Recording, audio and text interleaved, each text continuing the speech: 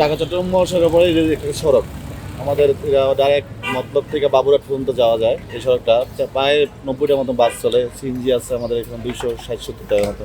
এই রোডটা কাজ চলেছে আজকে রোজার আগে থেকে, কিন্তু কন্ট্রাক্টরের ডিলের কারণে কাজ করতে অনেক সমস্যা হইতেছে। আমাদের রাস্তাঘাটের জ্যামের জন্য আমাদের খুব দুর্ভোগ হচ্ছে। তাই আমরা সরকারের কাছে বিনোদন জানাচ্ছি তাড়াতাড়ি যেমন এই কাজটা সম্পূর্ণ করা হয়।